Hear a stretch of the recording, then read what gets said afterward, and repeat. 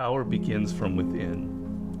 If you're aware of who you are, if you're aware of what you're good at, what you're not good at, if you're able to see how emotions kind of govern your life, if you can learn what your weaknesses are and how to control them, you can't ever get complete control, but awareness is almost enough.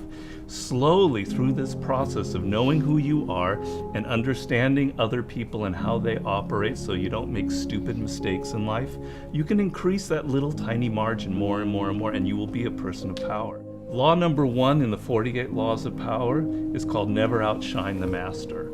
And almost every single person in the world has violated that law, myself included.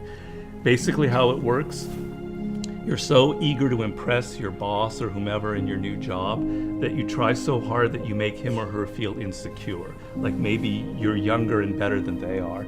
And because of that, you're fired, or something bad happens to you and you never know why. Do you think meditation is allowing you to make more interesting connections because of the quiet?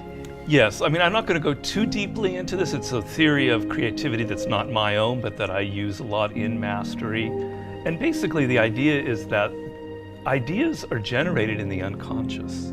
They're not generated consciously. Your conscious mind is very limited what you can hold in your memory. Right.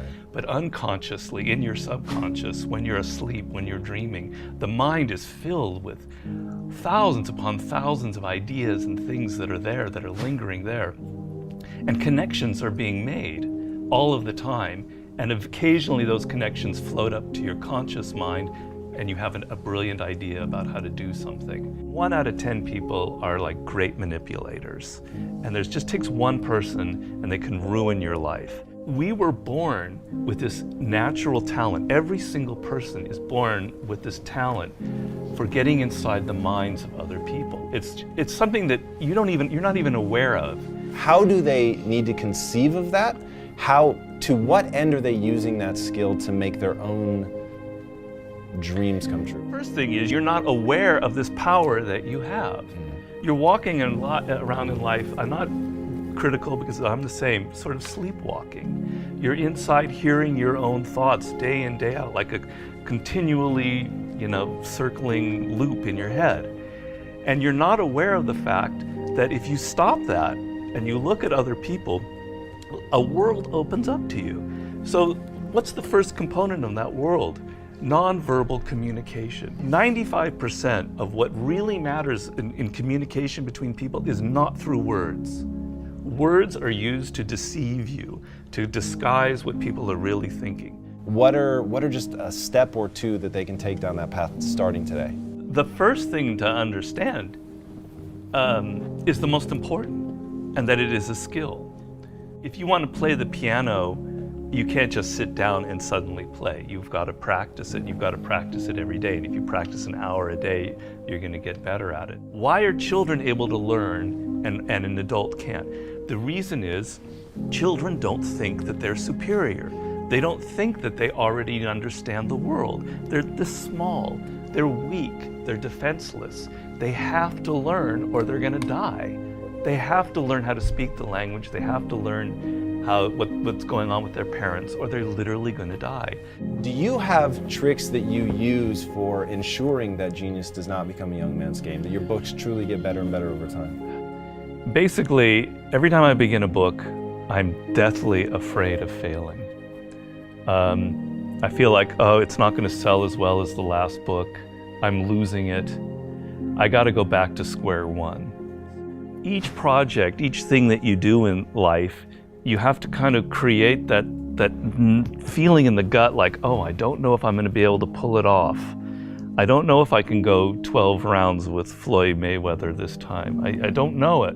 The secret really to success in life, I have to say, is retaining, I talk about this in Mastery, is retaining your childlike qualities.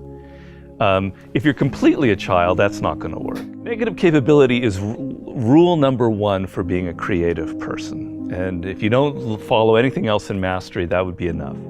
The ability to keep 2 ideas that contradict each other in your mind without feeling uncomfortable, without having to come to a conclusion. You can think about something without rushing to judgment and conclusion. You can be in the moment. You can say, well, it could be this, it could be that, it could be that. And you don't have to decide whether it's A, B, or C. You're open to adopting 3 or 4 different viewpoints. If you love music, don't quit your job and play guitar. Like, you're gonna have a hard time feeding your family. But you have advice for them. What is that advice? Yeah, but people say, live your passion. So these are cliches, and nobody changes their life based on a cliche. You've got to do hard work, and to do hard work, you have to have a roadmap. Somebody has to show you step to get there. Working for yourself, starting your own company, doing what you love should be everybody's goal. The process begins by first knowing what you really love. And believe me, I do a lot of consulting. A lot of people have no self-awareness. They don't even really know what it is that they were meant to do in life. They loved music when they were a kid, but then they got into law or whatever because of their parents, and then they don't know who they are anymore. Well, do I really like music? You got to go through that process first of figuring out what it is that really connects to you in a deep, visceral way, what you loved when you were a kid, what still excites you. Once you go through that and you understand it and you've got some clarity about it, okay, how do I incorporate that in my life? So if you're 23 years old, it's a little easier.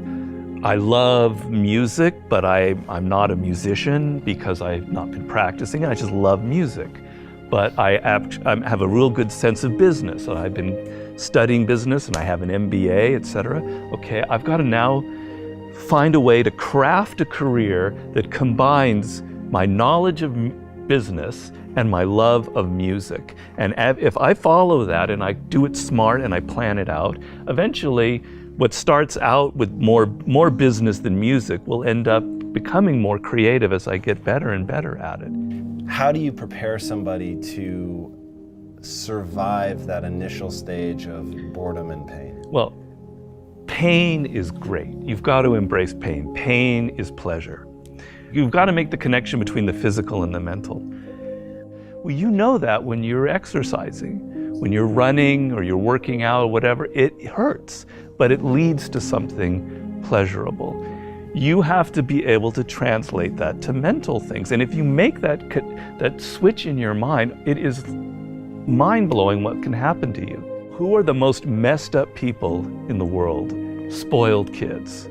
Kids who are given everything, who have a rich father or mother and they don't have to work or try. They are the most messed up people you'll ever meet. Each person, I make this point in Mastery, is born unique. And it's kind of one of those cliches. Yeah. But there's science to it. The science is your DNA will never be repeated.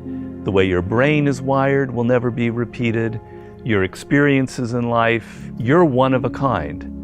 And it's an amazing thought if you think about it. Of all of the billions of humans that have lived and will ever live, there will never be anybody who is wired like you are wired. And the problem in life is as you get older, you can become more and more like other people. You spend a lot of your time thinking about what other people like, and you're not aware of what you like. You go into careers because you listen to other people. If you look at all of the brilliant people who've succeeded in life, if you look at a Steve Jobs, you look at an Elon Musk, etc., there's nobody else out there like them. You're never going to be able to pinpoint one other person like them. They are completely unique, and those are the people that end up having power in the world. So if you're going to be able to create that website, that blog, that whatever it is, that startup that is different, that has its own niche and reflects you, something good will happen from it. Control people's perceptions of reality and you control them. It's a great military strategy. Comes from the great Colonel Boyd, who invented what's known as the OODA loop. And he came up with the OODA loop, which means orientation, observation, decision, action. You have to observe what is happening, orient yourself into the context of it, decide what you need to do, and act. We want to believe that there are shortcuts to success. We want to believe we can take a drug or we can do something that'll make it quick and easy. But the truth is, it takes grit. It takes persistence. So it's hard to understand what could happen to you in 10 years in a visceral gut way of what it means to have failed in life. And to me, failure in life is not having money. It's not realizing your potential. You're 60 years old and you said, I could have been this, and I never did it. That's like the worst thought I think anybody can have. And you don't think about it in the moment because your life is okay, but you've got to wake up and understand that there's an urgency here, and that if you're not practicing something now, if you're not aware, if you don't have a path towards something better, you're rotting on the vine, and that day of reckoning will come at some point, and it will be painful. You're not going to feel it suddenly, it'll be slow, but it'll come and it won't be good. Just being aware that you now have a plan is enough to lift you out of that depression. Okay, I'm working at Burger King, but I know I'm going to get to this community college and get a degree here after I save enough money. Having a goal is like, will change you completely from being depressed or not taking care of yourself to being energized and moving in the right direction.